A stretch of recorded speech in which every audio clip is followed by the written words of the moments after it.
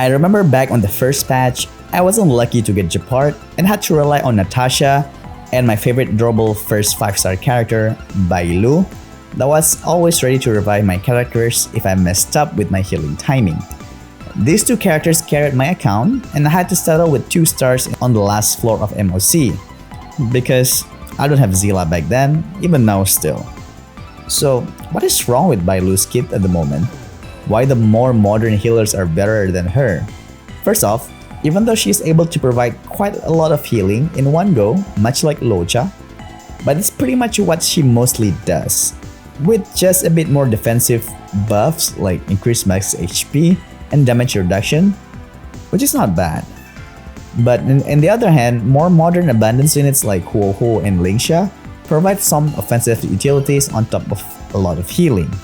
Additionally, Bailu tends to be less reliable in an emergency compared to Locha and even Lingsha due to lack of emergency healing if she doesn't have her ultimate ready or when her turn is so far away. If you notice, the more recent enemies can hit really hard and they need frequent healing, therefore Bailu can feel a bit clunky.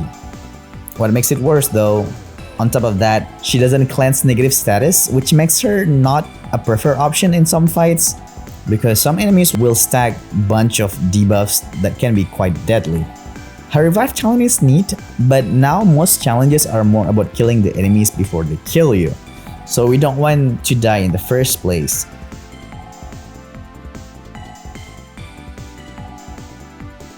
Now I've laid out in the open Bailu's problem at the moment. There's a lot of lacking about Bailu kit by this point, right?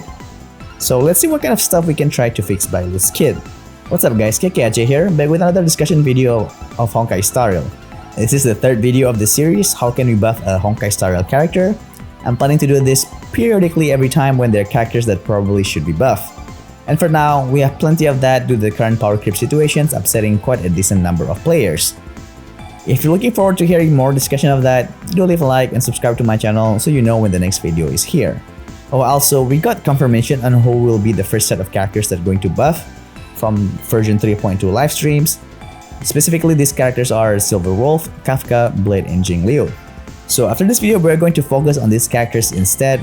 So hopefully my video can be some kind of feedback of how these characters can be fixed.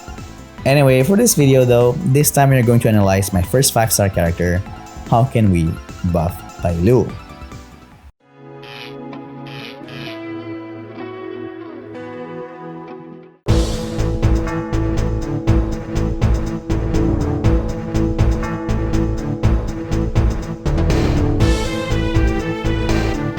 First thing first, we need to make Bailu to be more universal. Add cleanse into her kit. These days, so many enemies are able to deal a devastating amount of debuffs on characters, like 5 types of wind shears, or like the choir enemies from Penakuni that can inflict sleeps and also inflicts all kinds of dots. Those are pretty dangerous if you don't have cleansers. And currently, she is the only healer that cannot remove debuff from allies.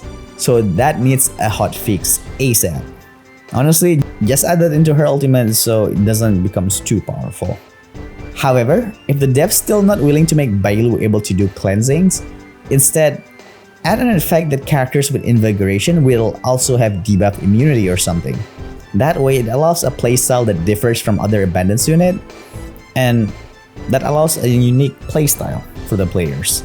If just by having invigoration able to block debuff is too strong, make it that every certain percent effect resistance that she has, she will grant this amount of immunity. For example, 10% of effect resistance she has, allies with invigoration can immune to 1 debuffs. Not bad, right? Seems fair. But of course, one more thing that needs to be added to make her to be a bit more universal, make her able to heal off her turn. I think it is also fine to add an extra effect on invigoration to heal when the character takes their turn, much like Huo Huo. So this way, we boost her healing capability even more.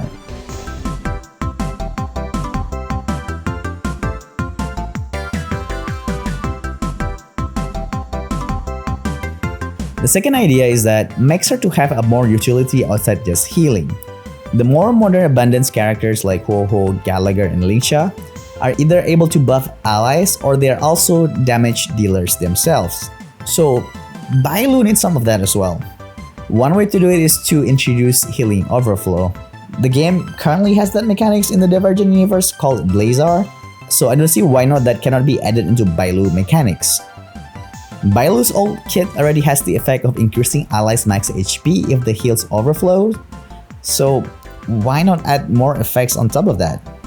This way she will be a valuable asset to characters that are HP scaled and using their HP as resources, like Maidaimos and Blade, and maybe even castorice to a certain extent. Plus, this is good for players who are a bit unlucky with their 50-50 and getting Bailu. This way, she will put a lot of value into their account.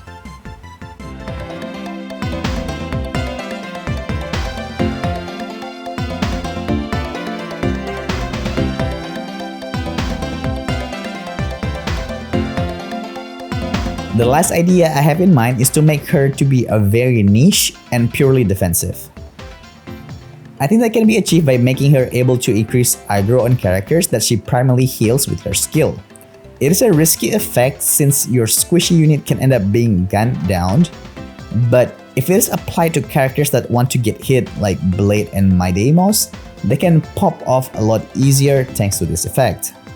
If that is too risky or seems too powerful and abusable for Maidaimos and Blade, maybe instead turn her into a dot healer instead.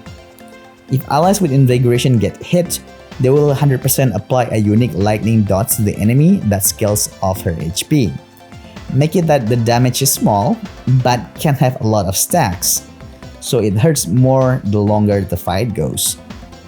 On top of that, every time dot is triggered, characters with Invigoration will heal some of their HP, like a blessing in the Simultaneous universe. This way, it buffs dot teams. Let's just be honest, they're very behind right now in terms of power level. And the fact that if this mechanics is introduced to Bailu, they are able to apply dots outside allies' turn, because dots are kind of slow because you rely a lot on your characters to apply the dots. But now, if the enemy end up taking their actions and actually hitting the characters, now they will have consequences as well. Honestly speaking, I really like this idea because it will make a Bailu to be a truly unique healer compared to the others.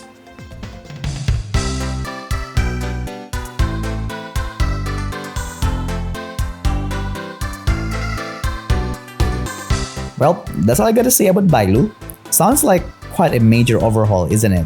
Star Rail is at a point where paths are kind of blurred, where they will have a bit of elements from other paths. So I think this kind of stuff in Bailu seems like a reasonable idea. Especially with how Abundance characters are difficult units to design alongside preservation. Therefore, the developers might want to make them to be a bit more niche rather than universal. And a good way to achieve that as well is by sticking them as 4-star characters moving forward and reserve universal healers as 5 stars. But make them to be very, very rare. I truly think that Bailu truly deserves more time in the spotlight, especially after knowing her origin back in the Xianzhou story.